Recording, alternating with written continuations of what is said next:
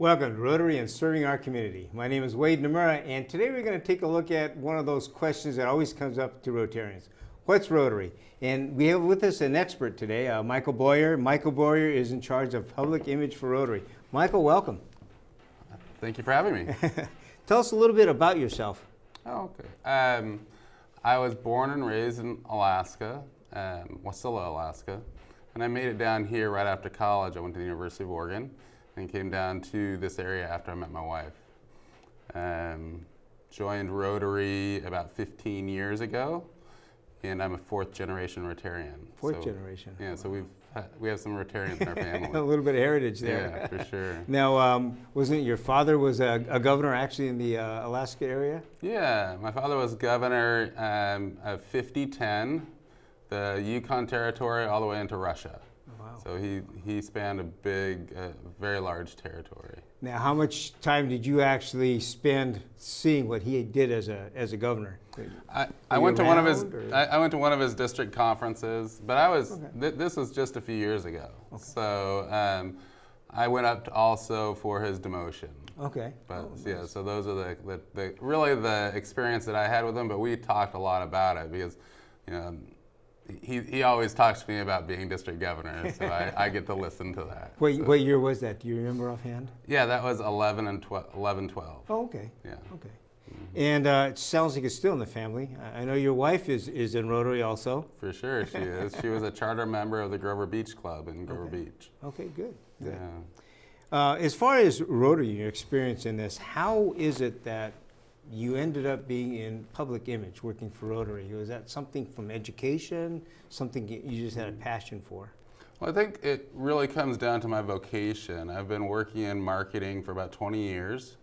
And it was the place where I felt that I could contribute the most, and so that's why I really focused on it. First working in social media at the district level, and then moving into being an assistant public image coordinator, and now a full public image coordinator. Okay, and this is with the zone, correct? Yeah, so this is with Zone 26. We have 13 districts in Zone 26. And so my general function is to create tools and strategies to help districts and clubs to help them communicate the brand of Rotary in a more consistent and concise manner. Sounds good. Tell us a little bit about the challenge. How do you go about trying to create a plan for this? Because it's one of those mysteries forever. Oh yeah, for sure. So in our two zones, 25 and 26, we have 1,300 clubs, well, 1,280 some clubs. And so it's a very large geographic area. So we really have to be strategic in who we talk to and what we tell them.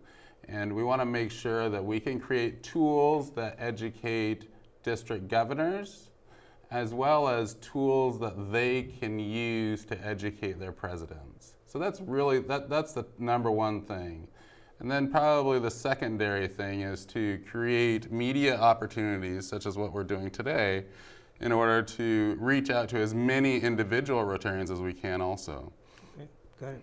Now how about the public? Since it's a public image, how much of the time is spent actually studying what the public wants or sees? Quite a bit of the time is. So some of those tools that we give to district governors that help clubs really come down to how we penetrate the media landscape within certain areas.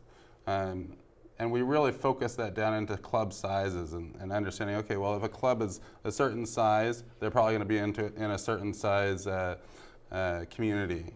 And when they're on that size of the community, these are the 10 things that they need to do. So we really want to focus down so that we can help that club tell the public about how they benefit their community. Got it. So in other words, you would actually have to tailor it and take a look at it. Size of community, size of club, all of the above. Whereas a small community would be completely different from Chicago, for example, or Los Angeles. Yeah, and what we do is we create a playbook that is essentially a media penetration playbook that walks a club through. These are the 10 areas that you have to do, that you have to focus on. And if you're if your area is like this, then do these things. If your area is like this, do these things. Okay. But really it comes down to doing the hard work for the media and allowing them to use your hard work, right? So if you create your own article, you create your own great photography, and you forward that to media, to the media representative and say, this is a great idea, and this is and these are the people we benefit with our club, then in most cases you'll get success. You'll achieve success.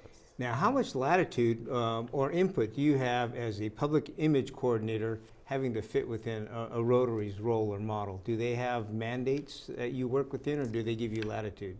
Yeah, we have significant KPIs, key performance indicators, from a goal standpoint from year over to year. This last year we really focused on brand adoption, the adoption of our new brand. So we did a lot of programs around adopting our new brand. This next year is going to be much more focused on media placement, and then really tying up the loose ends when it comes to brand adoption. So we are fairly well directed. We go through, I would say, a little over a week training every year, some in March and some in April, getting ready for it now. And we create a strategic plan on how we can connect with all of the district governors, because that's really, if we lose a district governor and they don't hear from us, that's not good. That's true. Now, the KPIs, key performance indicators, how is yours measured? Now, I know, for example, if there's membership, you got numbers. You Right. can do the numbers. As public image, though, It's very difficult. And so I'll tell you a little bit about it. This year, what we did is we sent out a survey to every club president in our 2 zones. And we asked them 3 questions. We asked them if they'd updated the look and feel of their website and their Facebook page. And we asked them if they updated the look and feel of their brochure and newsletter. Okay? We got those responses back. We got about 50% response rate from all the presidents. Of those 50%, about 60% of them said yes. And so to really validate that, we go to the next level of saying, okay, well, we're going to take 10% random sampling of all the clubs, and we're going to actually go look. And we're going to ensure that, that 60% is close to accurate. Then we can have a pretty good gauge whether that survey was correct or not. so how difficult is it to get at the club level with the product that you have? Because there's so many clubs out there. And also, the ask probably has to come from the club rather than from you going to the club. From the district, yeah. It's very political, for sure, yes. That's why I asked. Yes, by the way. oh yeah. So it's great because what it really makes us do is it makes us have our ducks in a row and makes us make sure that all the T's are crossed and I's are dotted, so that each district governor, when we ask permission to send an email to their presidents, that the program looks solid to them. We want to make sure that they understand and have confidence in the program that we're putting in place in front of their presidents. We do all that before it goes out to the president. So we got permission from each individual district governor before we actually went out to all the presidents. Got it. Understood. Yeah. That's a great idea. Now, you brought with you a sample, one of the videos that was developed probably by you along with the rest of the team. Yeah. So if we have a chance, I'd sure like to see that. Everything changes. It's the way of the world. People change, companies change, and nonprofits change. In the world today, there are literally hundreds and thousands of non-governmental organizations that address a wide variety of issues.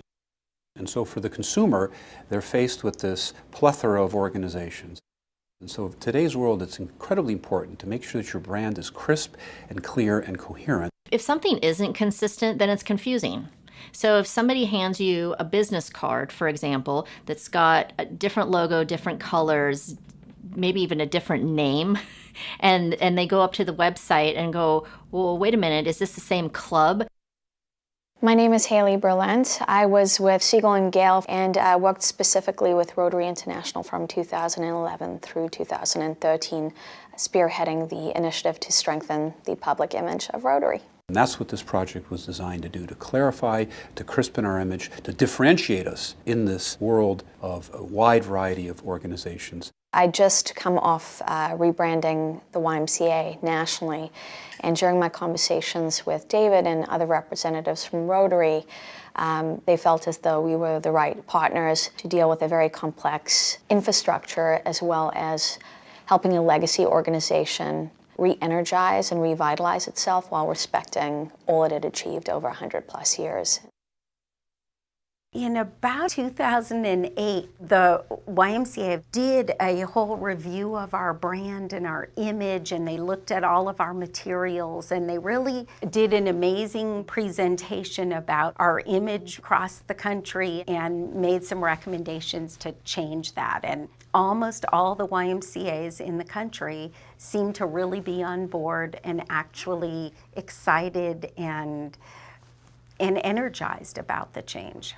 Salvation Army's main logo, that red shield that everybody is so used to seeing, has been a staple of the organization since World War I. In 2005, we did implement a new brand strategy, implementing the tagline, doing the most good. We did see success right off the bat. Consistently, we see upticks in terms of brand recall, as well as what kind of values come to mind when you think of the name Salvation Army, as well as program awareness. So we're getting beyond the stereotype of the Salvation Army. Historically, many of our publications and the lens through which our communications was formulated focused on the how. How do you become a member? How do you give money to our foundation? And what this exercise has done for us is made us realize that we need to start focusing on the why. Why do you want to become a Rotarian? Why would you want to join this great organization? Why would you want to give money to the Rotary Foundation? I think Siegel and Gale was very helpful in helping us rethink that and provide for us a new lens through which we will filter our future communications. When you go through a rebrand or you kind of change your visual identity, I think it's an opportunity to recapture their attention and maybe change what they understand about the organization. So all of these images of young, very diverse people in Rotary interacting, whether it be, again, a service project or even just a fellowship event, maybe Rotary is more than I thought it was. I'm concerned about membership, and we can use the new voice and the new logo to our advantage if everyone would use it. There's a reason why they chose the logo that they did. It pops at you. You know what it says. You know what it is. And we need to all get on board and make that change happen so that we have that consistent look worldwide that says, this is Rotary. We know in our community in Little Ashland, Oregon, where so many of us are involved in Rotary, and still when you talk to people on the street, they're like, Rotary, is that lunch club for men? Or, and so there's so much room to move on and get better at telling our story. I think, once we change the logo and you put it on your website, that's great. But the job really isn't done. There's so much more when we start talking about the voice. How are you going to incorporate that in your club's social media, in whatever platform you might use? If you were to ask me what brand is, it really is a guide or a lens for the way you think, the way you act, and the way you communicate, brought to life at every single point of interaction with your audiences, both internal and external. Leadership and staff truly understood that change is difficult. They are asking autonomous clubs to change. They're changing in an area of technology that many don't have. They're being maybe told to change that's not always comfortable with clubs, and there's a financial component as well. So with that understanding, staff has gone to great lengths to provide free tools on the Rotary.org website. There you can find the opportunity to use templates for club logos. There's templates for brochures and newsletters, logos for Interact, logos for the new Rotaract. It's all there on the website. Take a look. But we're also fortunate that in zones 25 and 26, we have a website that has a shortcut to many of those areas where we need help. And you'll find website templates available there. WordPress, DACDB, Club Runner. You'll find all sorts of important information about the social media boom and how you can incorporate social media into your website, into your club. You can even navigate the Siegel Gale Report. So take advantage of it at zone2526.org and see what you find. As Rotarians, we're unable to talk about our own organization.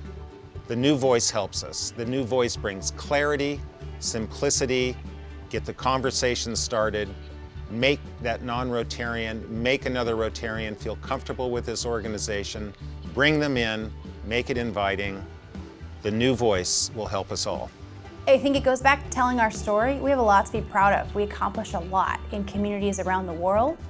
And when we tell that story, that pride in what we do, it's an enthusiasm, it's an excitement. We did this, we built that park, or we helped those kids.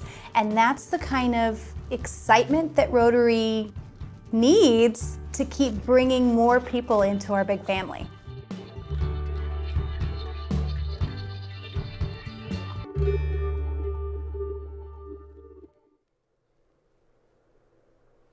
Yeah, it was very good there, Michael. How involved were you with the actual production of that? Well, scripting, we did a lot of scripting. Tim Bewley and I did most of the scripting on it. And then we hired a company to do the editing for us. We originally created it to be a piece for governors at the Institute, and that's originally what the idea was. And we left our planning session last year to really thinking about how can we take video that is widely dispersible and create meaningful content with that video. So now we've created three different ones of those: the long one that you just saw, a 2.5-minute one, and a 1-minute one. And so those 2.5-minute ones and the 1-minute one has been shown in clubs all over our zones. So okay, yeah. good. What would you say is the specific message? One point that you bring out in all three videos is the one that you want to convey the most. Would be of that? Would be the benefit of why we rebranded. Okay. And the benefit really is to bring our clubs together. Okay. We, as a Rotarian, we're members of individual clubs, and we see uniqueness in those individual clubs. And we always have to remember that we are all Rotarians and we are all Rotary. And really what we're doing with this new brand message is making sure that we all understand that we are all Rotary and the public understands that we are all Rotary. So it's really about that benefit of clear and concise messages back to the public. Good, good. Now, do you want to share any back information on this video, something of interest that other people don't know about? This video, Tim and his team in Zone 25 put a lot of work into understanding and selecting the individuals. I sat for a number of sessions for the video. I didn't make the cut.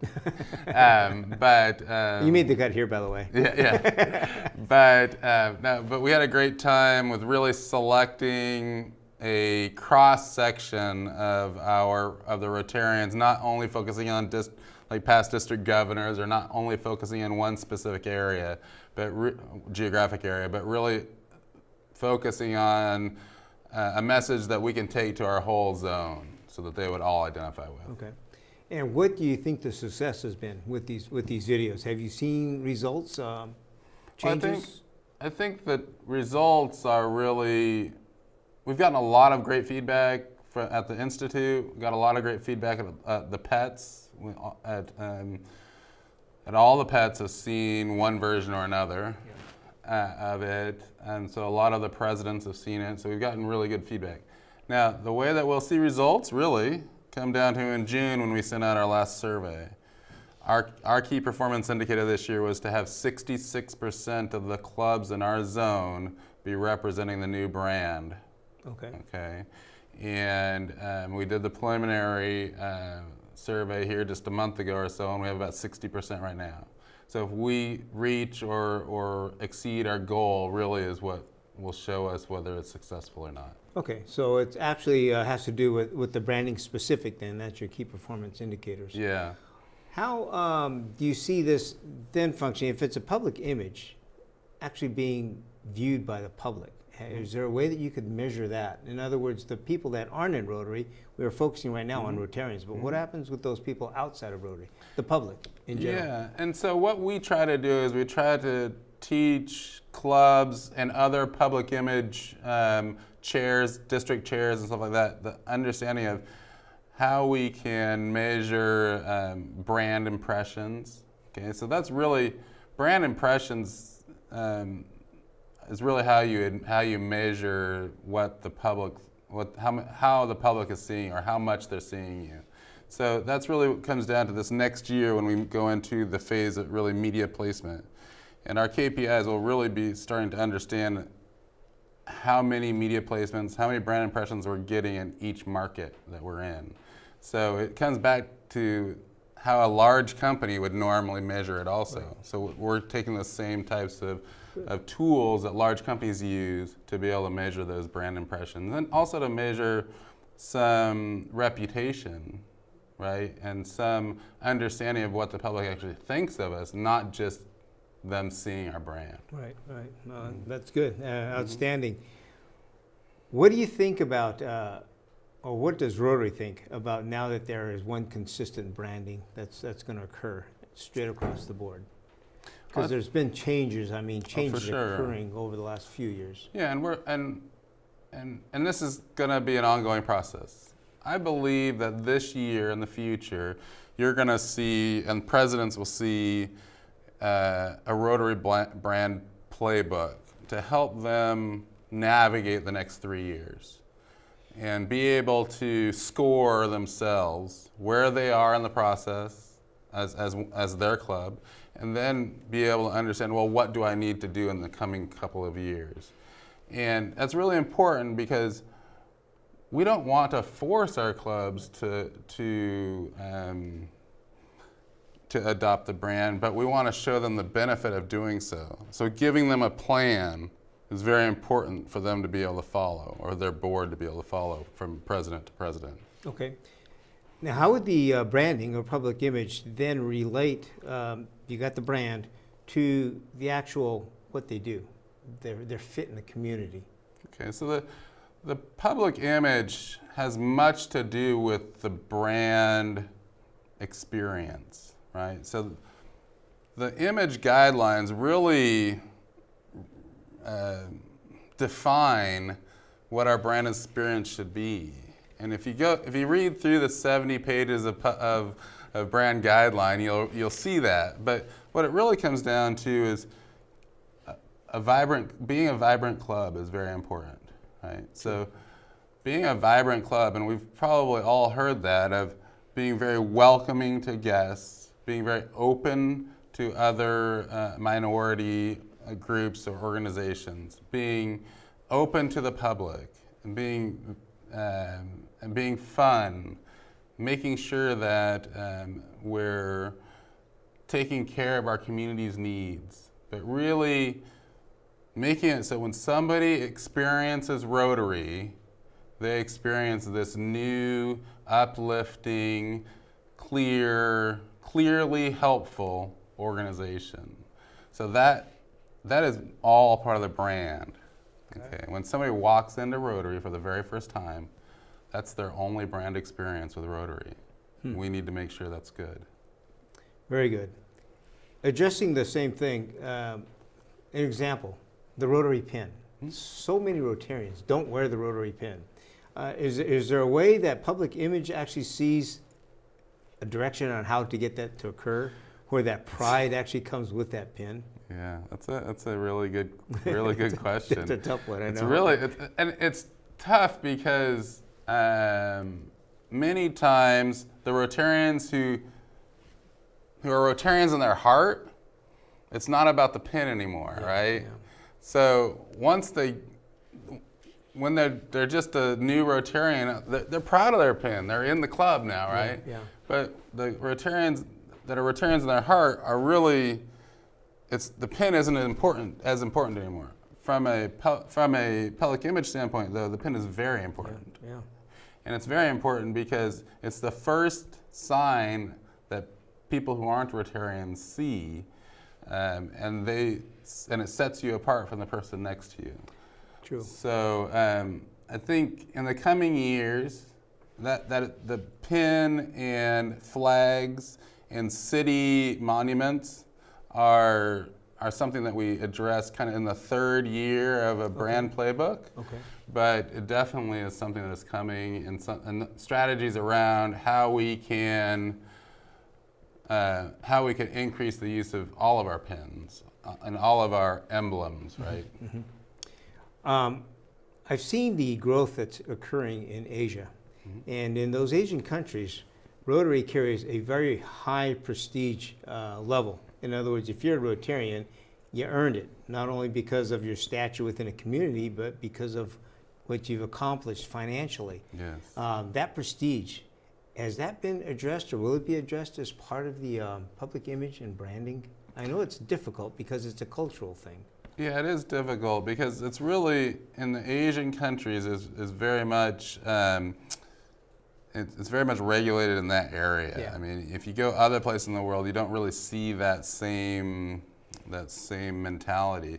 I think that, I mean, in Chicago, when we were there about a month ago, I got to meet a number of those gentlemen and those ladies that came over from there, and it definitely, we learn a lot from how they present Rotary to new members, because they present Rotary to new members much different than we do. That's true.